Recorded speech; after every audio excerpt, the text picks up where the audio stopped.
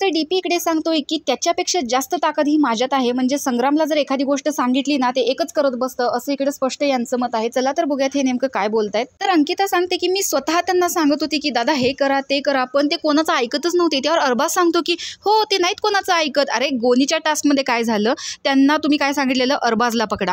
त्यांनी काय केलं, आर्याला पकडलेलं होतं आणि मी त्यांच्या खाळूच कमरेतून हात घातला, त्यांना तिकडे ओढत नेलं आणि तिथेच मी अभिजित आणि पॅडी दादांना सुद्धा पकडलं, कारण पॅडी दादा तिकडे खूप इरिटेट करत होते, कारण त्यांनी सगळंच ब्लॉक केलेलं होतं. म्हणजे तुमची 3 माणसं ही तिकडेच ब्लॉक झाली, त्याच्यामुळे पहिल्या फेरीमध्ये ऑब्व्हियसली आम्ही जिंकलो, कारण बाकीच्यांनी ते गोणी लावून घेतली. तर दुसऱ्या फेरीमध्ये मी काय केलं, जान्हवी आणि संग्राम दादा या दोघांना पण ब्लॉक करून टाकलं, त्यामुळे दुसरी फेरी पण आम्ही जिंकलो. त्यामुळे आता काय होतंय ना, ते माझ्याकडे येतच नाहीत.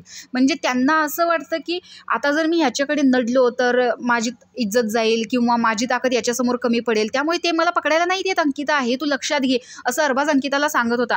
तर डीपी दादा म्हणाले की ज्यावेळेस त्याने मला पकडलेलं त्याला सोडून मी सुद्धा पळून गेलेलो होतो हिसका देऊन. म्हणजे मला आता असं वाटायला लागले ह्याच्यापेक्षा जास्त ताकद माझ्यात आहे. डायमंडच्या टास्कमध्ये सुद्धा मी त्यांना किती समजावत होतो की तुम्ही अरबाजला पकडा, म्हणजे मी तो डायमंड आहे तो इझिली उचलेन, पण ते ऐकतच नव्हते. अरबाज माझा मुद्दा बरोबर होता की नाही सांग, तर अरबाज सुद्धा म्हणतो हो तुम्ही बरोबर सांगत होता, पण ते ऐकतच नाहीत कोणाचं. त्यांना वाटतं मी जे गेम खेळतोय तेच बरोबर आहे. त्यावर अंकितामध्ये त्यांना समजावण्यात आता काहीच उपयोग नाहीये, आपला गेम हा आपणच खेळला पाहिजे. आणि आता सुद्धा कॅप्टन्सी उमेदवारीच्या टास्कमध्ये संग्राम बिंडोकच दिसतोय. तर तुम्हाला संग्राम बद्दलचं हे खेळणं किंवा मत कसं वाटतंय कमेंट बॉक्समध्ये नक्की सांगा. अशाच व्हिडिओसाठी आपल्या चॅनेलला सबस्क्राईब करा. तोपर्यंत बाय.